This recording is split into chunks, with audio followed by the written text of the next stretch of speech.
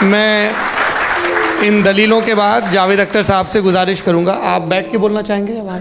Ji.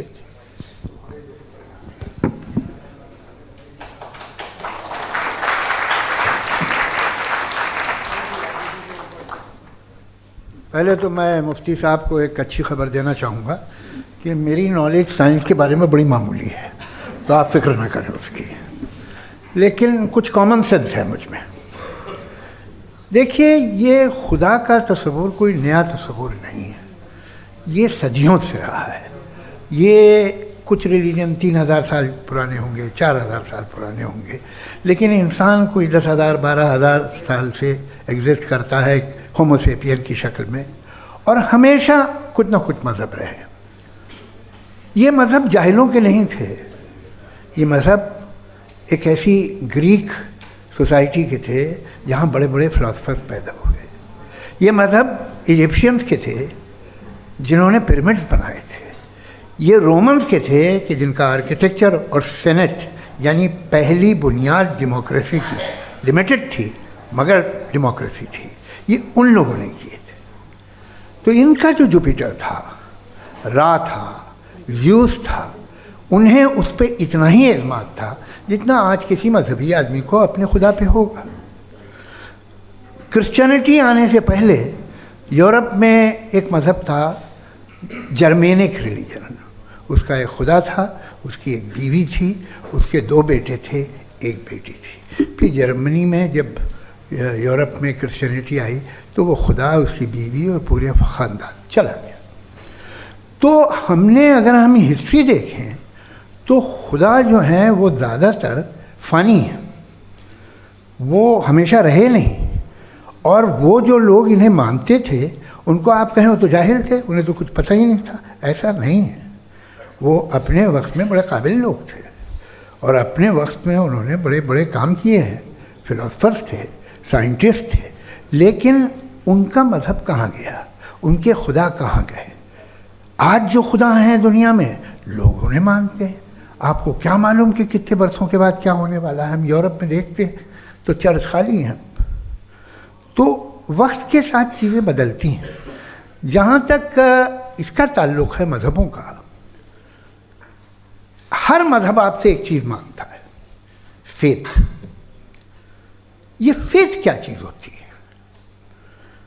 What is the difference between faith and belief? ये तो बहुत ही अहमक़ाना बात होगी कि कोई आदमी कहे साहब अगर खुदा है तो मुझे दिखाइए। ये तो जाहिलाना बात हुई। मैंने तो नॉर्थ पोल नहीं देखा है, मगर मैं मानता हूँ कि नॉर्थ पोल है। मैं क्यों मानता हूँ? इसलिए कि अगर ये दुनिया राउंड है तो उसका कोई टॉप होगा। कुछ लोग हैं जो वहाँ गए भी हैं, कॉमन सेंस कहता है कि ऐसा होगा, सबूत है, गवाह है, रीज़न है। तो ये मेरा फेथ नहीं है। तो फेथ में और बिलीफ में डिफरेंस क्या है? जो मज़हब मांगता है आपसे, हर मज़हब फेथ मांगता है।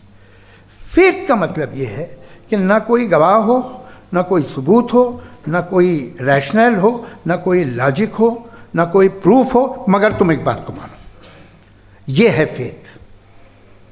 वरना बिलीफ होता। अगर इसमें कुछ भी सबूत होते, गवाह होते, तो फिर इसे आप बिलीफ कहते हैं। जैसे मेरा बिलीफ है कि नॉर्थ पोल है, मेरा फेथ थोड़ी है। फेथ इन तमाम शर्तों को रद्द करता है। तो फिर स्टुपिडिटी क्या है? अगर मैं एक बात ऐसी मानूं जिसकी ना कोई लॉजिक है, ना कोई रैशनल है, ना कोई प्रूफ है, ना कोई गवाह है, ना कोई सबूत है, और मैं उसे मानूं, तो ये स्टुपिडिटी हुई। इसे ही भाई कल को मैं यकीन कर लूँ कि एलॉन मस्क जो है मेरा भाई है, तो मुझे इंतहाई खुशी होगी, सुकून भी बहुत मिलेगा मुझे। लेकिन और कहे भाई क्यों मानते हो, क्या सबूत है? भाई वो तो अमेरिकन है और तुम तो इंडियन हो, वो तो नस्ल अलग है, तुम्हें कभी मिले भी नहीं। साहब देखिए, मेरा फेथ है, इस पर बात न किया। फेथ का मतलब ही यह है कि आप प्रूव नहीं कर सकते। अगर आप प्रूव कर सकते हो तो फेथ की ज़रूरत ही नहीं, फिर तो आप बात करेंगे, आप कितनी बहस कर लीजिए। अल्टीमेटली दुनिया का हर मज़हब फेथ पे टिका है, और फेथ का मतलब है एक ऐसा यकीन जिसका कोई सबूत, कोई गवाह, कोई रैशनल नहीं। अब आप ये कहें क्या आप ये क्यों कह रहे हैं कि साहब ये कायनात किसने बनाई? कमाल ये है कि आपने बताया कि एक आइलैंड पर गए और एक बॉल देखी।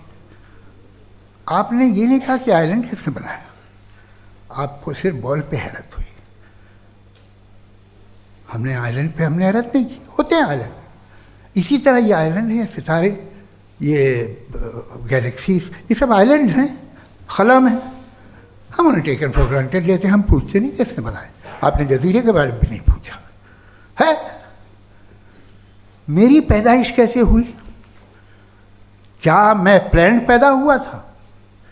आई was plan to be born, या एक लकी स्पर्म था जो किसी एक से चिपक गया? मेरी पैदाइश रैंडम। और इंसाफ जिसे आप कहते हैं, इंसाफ का तो नेचर से कोई वास्ता ही नहीं है। जो आप कहते हैं कि एक दिन इंसाफ मिलेगा, इंसाफ is a human concept, nature में कोई इंसाफ नहीं। अगर शेर हिरन को खा जाता है तो उसे कोई सजा नहीं मिलती। अगर एक आंधी आती है और हरे भरे पेड़ों को उखाड़ के फेंक देती है तो आंधियों की जेल नहीं होती है। नेचर में इंसाफ नहीं, इसलिए मुझे नेचर को इंसाफ की ज़रूरत भी नहीं।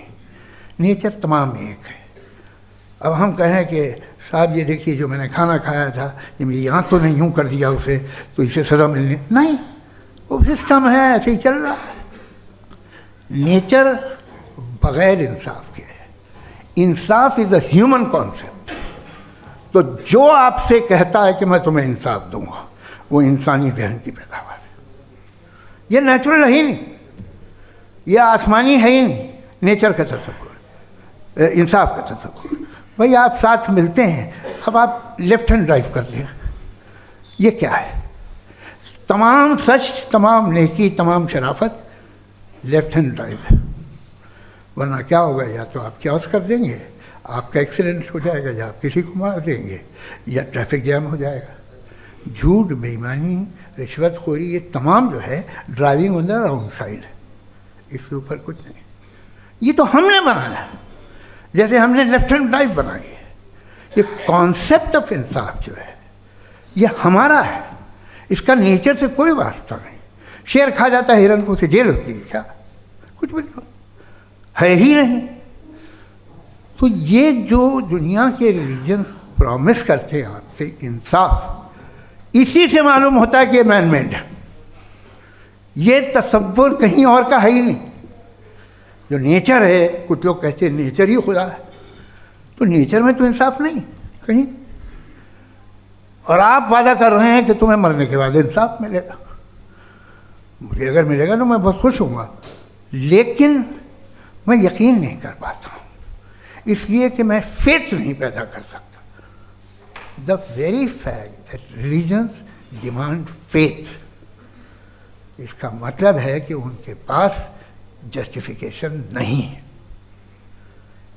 अच्छा था, फिर रिलीजन अगर मॉडरेशन में है, कोई सा भी नहीं, वो आप में कुछ खूबियाँ भी पैदा करता होगा। देखिए उससे ये फ़ायदा है, वो फ़ायदा है।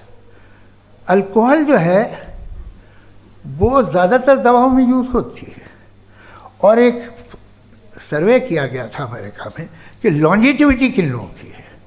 तो एक तरफ वो लोग थे जो शराब पीते ही नहीं थे, और एक तरफ वो थे जो एक बोतल शराब रोज़ पीते थे। सबसे ज़्यादा लंबी उम्र उनकी है जो 2 पैग नाप के शराब पीते हैं और खाना खाते हैं।